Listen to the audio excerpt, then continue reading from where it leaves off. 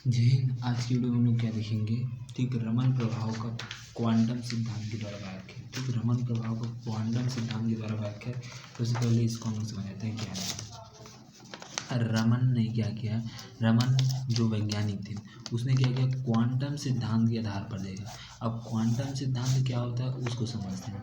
Quantum सिद्धांत जिसमें परमाणु की ऊर्जा का स्तर देखा जाता है। जैसे कि हमारे पास क्या है, प्रकाश है।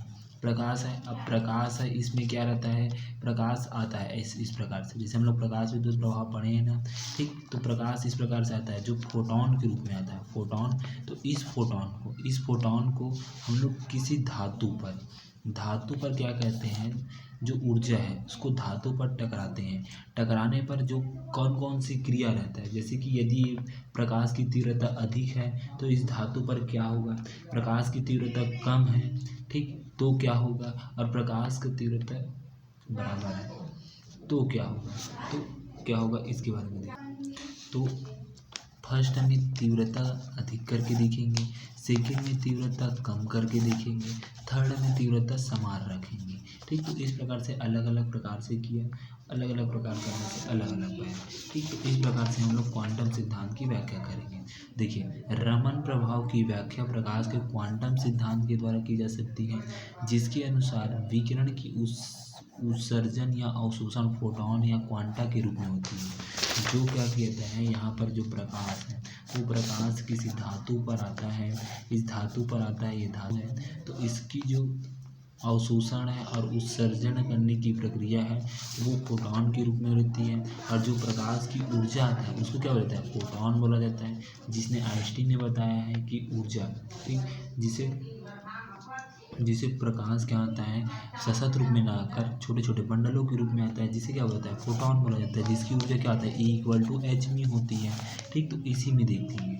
ठीक, अब देखते हैं इसके आगे क्या होता है। यहाँ तक तो समझ आ गया, अब इसके आगे देखते हैं। देखिए, प्रत्येक फोटोन की क्या होती है, ऊर्जा h होती है, जहाँ h प्लांग नियतांक है और म्यू एक विकिरण की आवृत्ति है। प्रकाश मतलब विकिरण बोला जाता है, विकिरण की आवृत्ति है। आवृत्ति मतलब उसकी फ्रीक्वेंसी कितना है। ठीक, फिर उसके बाद देखिए क्या लिखा है, जब विकिरण किसी प्रकरणित पदार्थ पर कोई विकिरण है वो क्या कहता है, इस मान लीजिए ये क्या है, मेटल है। ठीक, मेटल है, ये मेटल है। ठीक, मेटल है और यहाँ पर प्रकाश है, ये प्रकाश इस प्रकार से इस पर क्या आता है, आपतित होता है। ठीक, परिकर्णित मतलब आपतित होता है। परिकर्णित पदार्थ पर आपतित होता है तो फोटोन पदार्थ के अणुओं पर आपतित होता है, तो फोटोन पदार्थ के अणुओं पर टकराता है। इस प्रकार से संघटन में 3 प्रकार की संभावना होती है। जैसे ये प्रकाश इस मेटल पर क्या आता है, टकराएगा, तो 3 प्रकार से क्रिया होगा। फर्स्ट क्रिया क्या होगा, सेकेंड क्रिया क्या होगा, थर्ड क्रिया क्या होगा, उसको देखते हैं। देखिए, फर्स्ट क्रिया में क्या होगा, देखिए फर्स्ट क्रिया में क्या होगा, जैसे कि हमारे पास मेटल है, ये प्रकाश का किरण है, यहाँ से जब फर्स्ट क्रिया में क्या किया, फोटोन की ऊर्जा इस पर टकराता है तो क्या होता है, ये देखिए, इसको पहले पढ़ लेते हैं। क्या है, यदि संघटन के दौरान फोटोन की ऊर्जा में कोई परिवर्तन नहीं होता है तो इस स्थिति में विकिरण केवल परिगणित हो जाएगी। परिगणित प्रकाश में अपरिवर्तित आवृत्ति की स्पेक्ट्रम रेखाएं प्राप्त होंगी, जिसे रेले का रेखा कहते हैं। जैसे ये प्रकाश किरण इस मेटल पर टकराएगा तो इस पर कोई परिवर्तन नहीं होगा, जीरो रहेगा, और ये जो प्रकाश आ रहा है वो टकराकर इस तरफ से ऐसे चला जाएगा। ठीक, जो हमें रेखा प्राप्त होगा, ये रेखा प्राप्त होगी जिसे रेले रेखा बोला जाता है। ठीक, इसे रेले रेखा बोला जाता है। फर्स्ट में बोला, जैसे ये प्रकाश किरण है, ये मेटल पर टकराएगा, इस पर कोई परिवर्तन नहीं होगा, जो प्रकाश की तीव्रता भी कम है, मतलब तीव्रता कम है, तभी तो इसमें कोई इलेक्ट्रॉन नहीं निकला है, क्योंकि प्रकाश विद्युत प्रभाव की सिद्धांत इसमें चल रहा है। ठीक, प्रकाश विद्युत प्रभाव में क्या होता है, जब प्रकाश को किसी इलेक्ट्रॉन पर मतलब मेटल पर दर्शाया जाता है तो यहाँ से इलेक्ट्रॉन निकलने लगता है, लेकिन इसमें क्या किया है, इसमें प्रकाश को इसमें आपतित करा गया है, लेकिन इसमें आपतित कराने पर कोई परिवर्तित हो गया है, कोई क्रिया नहीं हुई, ना ही इलेक्ट्रॉन निकला है, ना ही कुछ निकला है। ठीक, तो इस प्रकार से इसमें फर्स्ट हुआ है, तो इसे बोला जाता है रेले रेखा बोला जाता है, जो परिवर्तित हुआ है उसको। सेकेंड क्या होता है, सेकंड क्या कहता है, इस मेटल पर प्रकाश को क्या किया जाता है, आपतित कराया जाता है। सबसे पहले इसका चित्र देख लेते हैं। ठीक, इस प्रकार से इसका चित्र रहेगा। ये देखिए यहाँ पर आपतित फोटोन इस तरंग पर आया है और ये परिवर्तित हो गया है, मतलब इसमें कुछ परिवर्तित नहीं हुआ। जो रेखा में इस प्रकार से प्राप्त हुआ है ना, इस रेखा को रेले रेखा बोला जाता है। अब देखते हैं सेकंड, देखते हैं सेकंड क्या बोला जाता है। सेकंड यदि सेकेंड नियम क्या कहता है, यदि यहाँ से फोटोन आ रहा है, एच म्यू आ रहा है, एच म्यू इस पर क्या आ रहा है, आ रहा है। ठीक, इसकी ऊर्जा एच म्यू होती है। एच म्यू इस पदार्थ पर आ रहा है। ठीक, इस पदार्थ पर आ रहा है। ठीक, आने के बाद क्या कर रहा है, ये यहाँ पर आकर जो ये प्रकाश की ऊर्जा यहाँ पर आकर क्या रहा है, अवशोषित कर ले रहा है। क्या कर रहा है, अवशोषित हो रहा है, अवशोषित हो रहा है। और कुछ भाग क्या हो रहा है, परिवर्तित हो रहा है।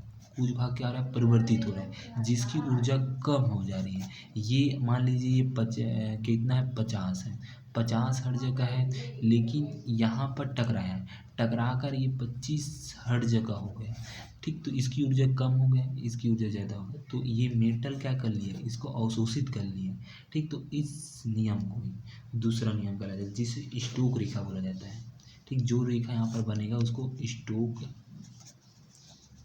रेखा बोला जाता है। ठीक, इस प्रकार से दूसरा नियम हुआ। ठीक, तो इसी को हम लोग पढ़ेंगे। तो देखिए, यदि संगठन के समय फोटोन अपनी कुछ ऊर्जा डेल ई पदार्थ के अणु को दे देता है, मतलब यहाँ पर ये पदार्थ अवशोषित कर लेता है, अवशोषित कर लेता है, तब स्वयं कुछ कम ऊर्जा एच म्यू वन साथ परिकर्णित हो जाता है। अर्थात एच म्यू वन यहाँ से ऊर्जा आ रही है, यहाँ से एच म्यू ऊर्जा आ रही है, लेकिन जो ऊर्जा यहाँ से परिवर्तित हो रही है उसकी ऊर्जा कम हो जा रही है।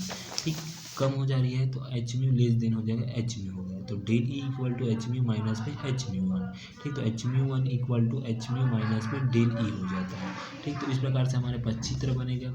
ये क्या रहा है, यहाँ से ऊर्जा आ रहा है, यहाँ पर क्या रहा है, ऊर्जा को अवशोषित कर लिया रहा है, फिर जो परिवर्तित हो रहा है वो इधर जा रहा है। ठीक, तो इस प्रकार से यहाँ पर क्या होता है। ठीक, तो इस रेखा को जो रेखा में प्राप्त होगा उसको रेखा को क्या होता है, स्टोक रेखा बोला जाता है। तो इस स्थिति में परिकर्णित विकिरण की आवृत्ति म्यू वन आपतित विकिरण की आवृत्ति म्यू वन से कम हो जाती है, तो इस रेखा को क्या बोला जाता है, स्टोक रेखा बोला जाता है। तो थर्ड क्या आता है, देखते हैं। थर्ड में क्या आता है, यह प्रकाश है, ये प्रकाश है। ठीक, प्रकाश से ऊर्जा क्या आ रहा है, एच म्यू की ऊर्जा है, यहाँ पर मेटल है। थर्ड में क्या किया जाता है, यहाँ से प्रकाश आ रहा है। ठीक, आने के बाद पहले तो इसको पढ़ लेते हैं। देखिए क्या है, देखिए यदि फोटोन उत्तेजित अवस्था में अणु से टकराता है तो संगठन के समय अणु से कुछ ऊर्जा डेल ई ग्रहण कर लेता है, अणु से कुछ डेल ई ग्रहण कर लेता है, ग्रहण करने बात तथा बढ़ी हुई ऊर्जा के साथ परिकर्णित हो जाती है। ठीक, तो अतः परिकर्णित विकिरण की आवृत्ति म्यू टू आपतित विकिरण की आवृत्ति से अधिक होती है, तो इस रेखा को प्रति स्टोक रेखा कहते हैं। क्या बोल रहा है, जैसे कि यहाँ से फोटोन की ऊर्जा इस पर क्या आ रहा है, आपतित हो रहा है और इस पर कोई परिवर्तित नहीं हो रहा है। ये मेटल क्या कर रहा है, ये जो आ रहा है 50 हर्ट्ज की ऊर्जा आ रहा है। ठीक, और जो परिवर्तित हो रहा है इधर जो ऊर्जा परिवर्तित हो रहा है वो क्या हो रहा है, 50 से 100 हर्ट्ज की हो रहा है। 100 हर्ट्ज मतलब ये वाला ऊर्जा की आवृत्ति क्या है, 50 हर्ट्ज है, लेकिन ये वाला ऊर्जा की आवृत्ति 100 हर्ट्ज हो रहा है, मतलब ये बढ़ गए। तो जो आ रहा है ऊर्जा की आवृत्ति 50 हर्ट्ज है, जो परिवर्तित हो रहा है उस ऊर्जा की आवृत्ति 100 हर्ट्ज हो रहा है। तो बढ़ने की क्रिया को क्या बोला जाता है, इस प्रकार से जो आ रहा है आपतित प्रकाश की तीव्रता 50 हर्ट्ज है और परिवर्तित प्रकाश की तीव्रता 100 हर्ट्ज है। तो इस प्रकार की जो किरण प्राप्त होती है, किरण मतलब रेखा प्राप्त होती है, उसे प्रतिदिष्ट रेखा बोला जाता है। क्या बोला जाता है, प्रति स्टोक बोला जाता है, प्रति स्टोक रेखा बोला जाता है।